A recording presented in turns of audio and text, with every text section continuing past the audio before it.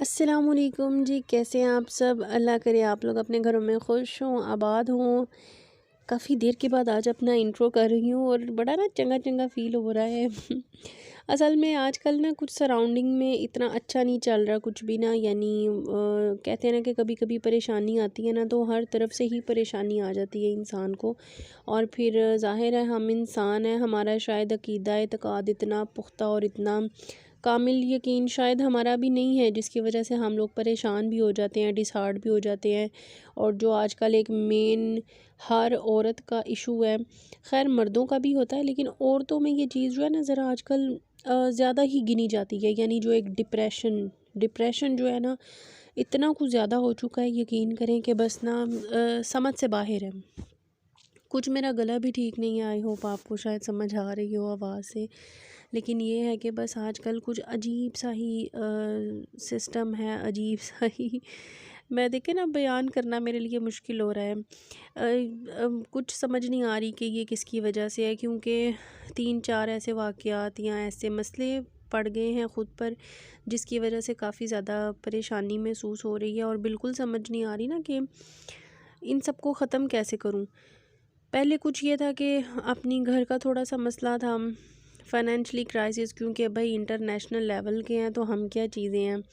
اس کے بعد پھر بابا بیمار رہے ایک ہفتہ، وہ ہفتہ تو اتنا کچھ تکلیف دہ، اتنا اذیت ناک تھا، ایسا خوف تھا وہ تو یقین کریں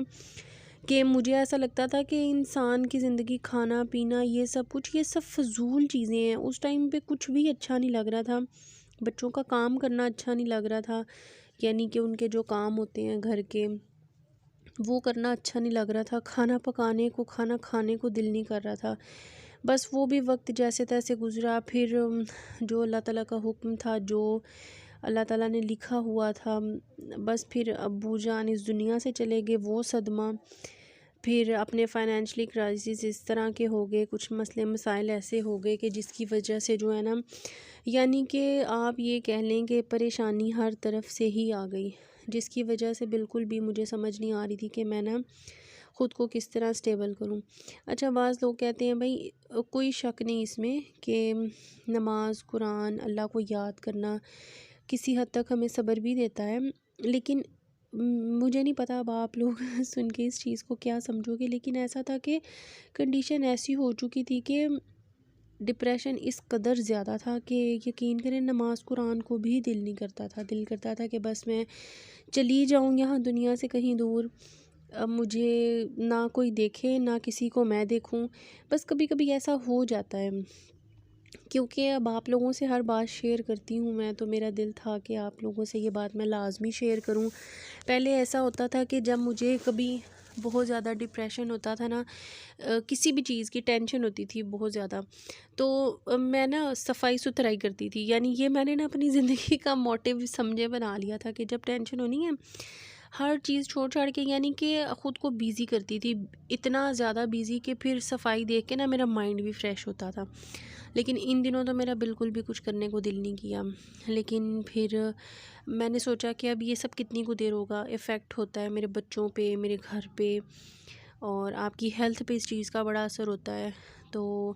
کافی دیر سے جو ہے میرا اس بات پہ بڑا پکا یقین ہے، یعنی ایسا ہوتا تھا،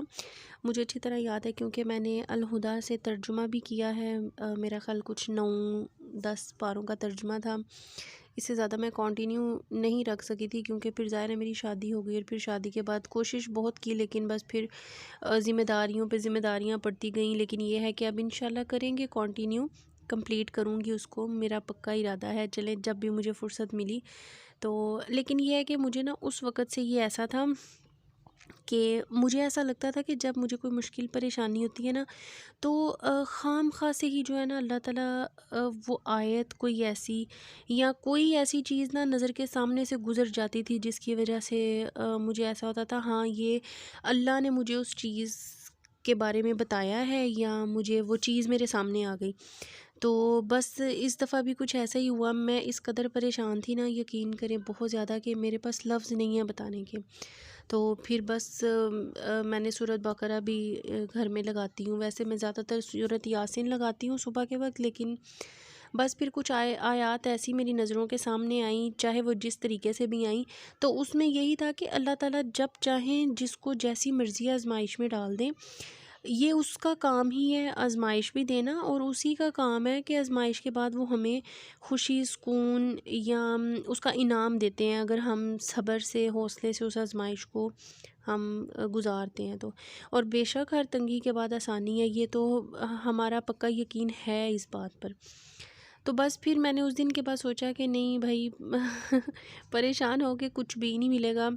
جو نماز قرآن میں ویسے پڑھ رہی ہوں، اگر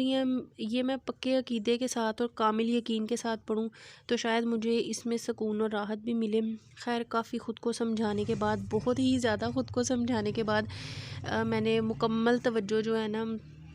نماز پہ دی، یعنی میں بڑے تسلی سے، سکون سے، مزے سے نماز پڑھتی تھی۔ پھر میں نے قرآن پاک کی تلاوت شروع کی، اور ویسے بھی کہتے ہیں کہ قرآن پاک جو ہے نا وہ ڈپریشن کا سب سے مفید علاج ہے، سب سے مفید۔ اور یقین کریں آپ اگر اس یقین کے ساتھ پڑھیں گے نا کہ یہ میرے اندر روحانیت بھر رہا ہے، میری ٹینشن کو، میرے ڈپریشن کو یہ کم کر رہا ہے، یہ یقین کے ساتھ جب آپ پڑھیں گے نا، آپ واقعی اس کا اثر اور جادو دیکھیں گے کہ واقعی وہ ہم پہ بہت اثر انداز کرتا ہے۔ بس پھر تب سے جو ہے نا I was feeling much better, تبھی جو ہے نا میں نے تھوڑا سا ولاگ بنانا بھی شروع کیا۔ میں نے کہا بھائی یہ بھی کافی دن سے ولاگ نہیں بن سکا،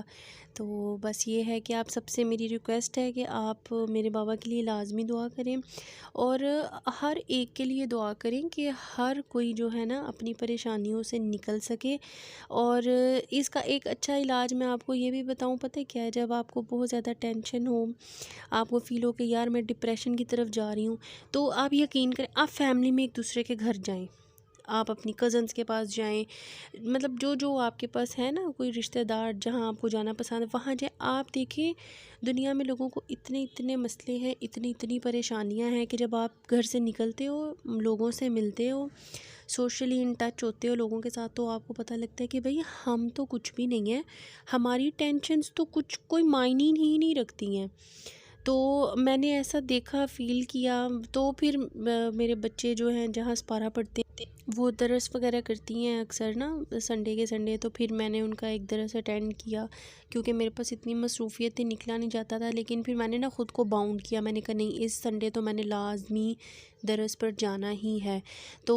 نکل کے لوگوں سے مل کے بات کر کے اللہ کی باتیں سن کے یقین کریں بڑا سکون ہوا، اور دل کو نا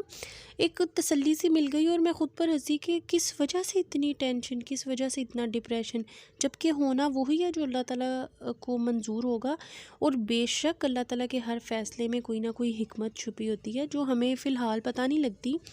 بس یہ ہے کہ ہم انسان ہیں نا، تو ہم جلدی مایوس ہو جاتے ہیں، پریشان ہو جاتے ہیں، اور شاید اسی وجہ سے اللہ تعالیٰ نے مایوسی کو جو ہے نا کفر کہا ہے۔ تو بس میں تو سب سے یہی کہوں گی کہ بھائی اگر آپ کو ٹینشن ہے، ڈپریشن ہے، جس طرح مجھے ہوا ہے، یہ پچھلا 10-15 دن میں نے کس طرح گزارے ہیں میں جانتی ہوں یا میرا اللہ جانتا ہے۔